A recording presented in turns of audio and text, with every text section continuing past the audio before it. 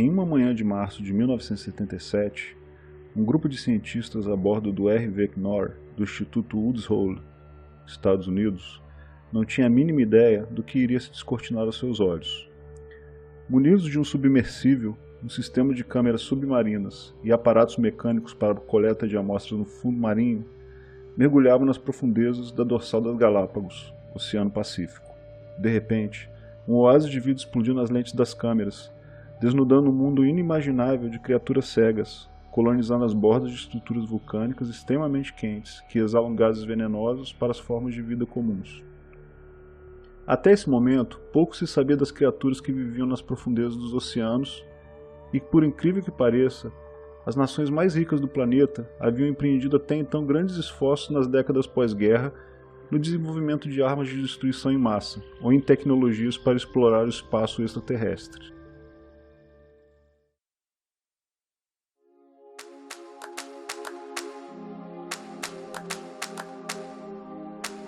Uma Pedra no Caminho, o podcast da Terra, produzido e apresentado por Caio Gabrig Turbay, viajante e geólogo.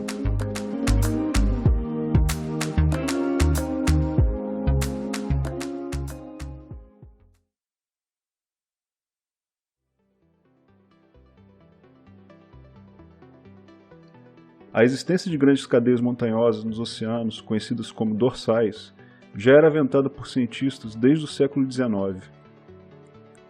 Nos primeiros levantamentos para o estudo das profundidades, eram usados balas de canhão com graxa, suspensos por cordas de piano graduadas.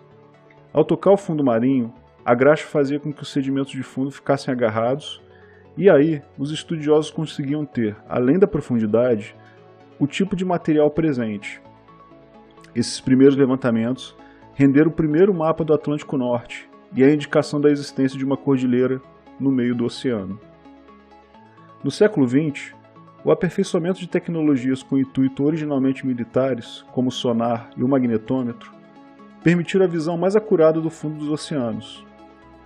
Na década de 50, Mary Tarp e Bruce Heisen, da Universidade de Colômbia, reuniram dados batimétricos de várias expedições e publicaram o primeiro mapa detalhado do Atlântico Norte, com a dorsal bem representada. No entanto, o que mais chamou a atenção da dupla foi a sismicidade e o vulcanismo presente ao longo da cadeia montanhosa. Posteriormente, em 1977, Mary Tarp ficaria conhecida pelo seu belíssimo mapa mundial dos fundos dos oceanos, feito artisticamente através de décadas de estudo e compilações de dados batimétricos. Neste período, uma fantástica teoria ganhava corpo e adeptos, e poucos suspeitavam da revolução científica que ela traria nas ciências da Terra, com impacto comparável, por exemplo, à teoria da evolução das espécies de Darwin. Partindo de um paradigma fixista onde a superfície do globo era imóvel e os fenômenos geológicos como o vulcanismo e a sismicidade eram explicados por uma complexa base conhecida como teoria geossinclinal, a descoberta das dorsais, juntamente com as ideias antigas da deriva continental de Alfred Wegener, lançaram novos olhares na forma como entendemos o funcionamento do planeta. A partir daí, começamos a entender que a casquinha superficial do planeta, que chamamos de litosfera, não é fixa, mas móvel, e o seu movimento é responsável pela elevação dos fundos marinhos, criação de cadeias de montanhas, geração de magmas, terremotos, entre tantas outras coisas.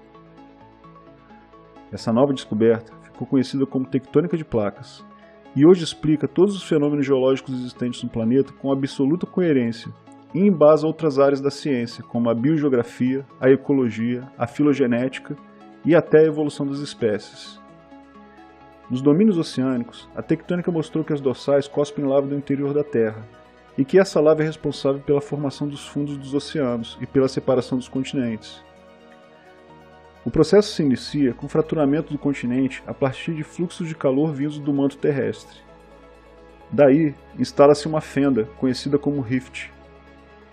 Lentamente a saída de lava vai formando o fundo de um novo oceano e separando as bordas continentais dos dois lados. Este fenômeno pode ser visto atualmente no leste africano, onde uma grande fenda está se abrindo com direção aproximada norte-sul, desde as imediações da Somália, passando pelo Quênia, Tanzânia e Moçambique. É como se estivéssemos presenciando o nascimento de um novo oceano. Na década de 70, a tectônica de placas ganhava corpo e adeptos nas escolas de geologia de todo o mundo. Os geólogos, com novas diretrizes exploratórias, começavam a imprimir esforços e olhares sobre tudo que já conheciam. Outras regiões não tão bem conhecidas passaram a ser alvo de curiosidade.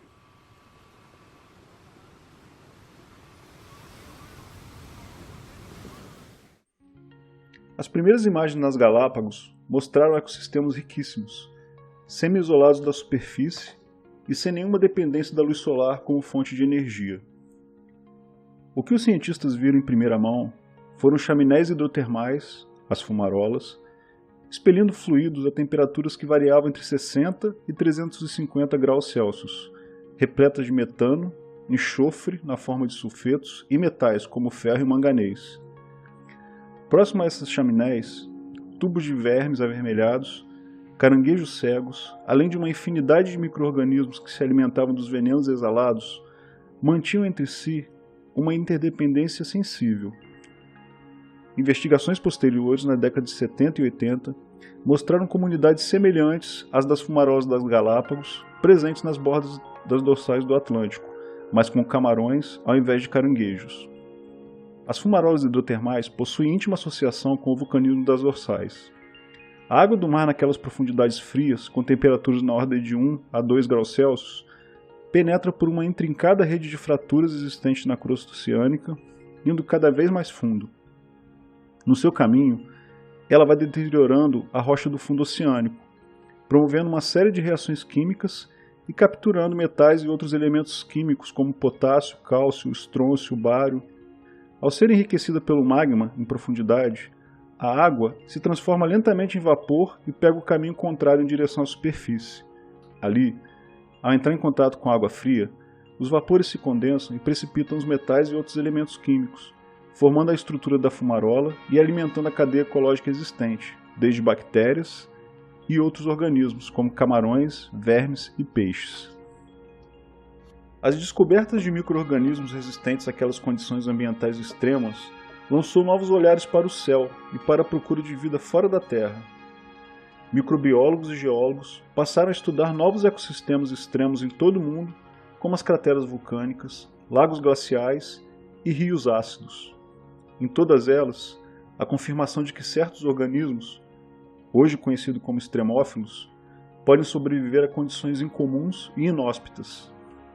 Muitos destes organismos pertencem ao grupo das bactérias, outros a uma linhagem específica de micróbios, conhecida como árqueas, mais próximos dos animais, plantas e fungos que das bactérias. Existem ainda artrópodes, como o urso d'água, também chamado de tardígrado, que pode sobreviver ao vácuo do espaço. O conhecimento que vem sendo desenvolvido nesses estudos hoje serve de modelo comparativo para a busca de condições propícias à vida em outros mundos, como Marte e Europa, uma das 4 luas de Júpiter, portadora de uma atmosfera com oxigênio e um possível oceano recoberto por uma capa de gelo. As descobertas da tectônica, das fumarolas e das comunidades extremas deixou seu legado na forma como hoje os geólogos e outros estudiosos entendem a dinâmica do planeta. Infelizmente, a visão ortodoxa e desarticulada dos diversos ramos da ciência moderna, praticada pela maioria dos cientistas, ainda dificulta o entendimento da interface entre o mundo orgânico e os fenômenos geológicos. Resta aos exogeólogos, aqueles que estudam outros planetas, e aos astrobiólogos a conciliação dessas partes, para lançarmos novos olhares ao ambiente em que vivemos. Quer conhecer mais? Procure no Google ou na Wikipédia termos relacionados às dorsais mesoceânicas e à tectônica de placas. Consulte também sobre extremófilos e sobre a procura de vida em Marte. Você também pode procurar informações valiosíssimas no site da NASA e ficará encantado com a quantidade de fotos e imagens do planeta vermelho. Uma Pedra no Caminho é uma edição mensal. Maiores informações na descrição desse episódio. Ali você também encontrará os endereços de contato para sugestões e dúvidas.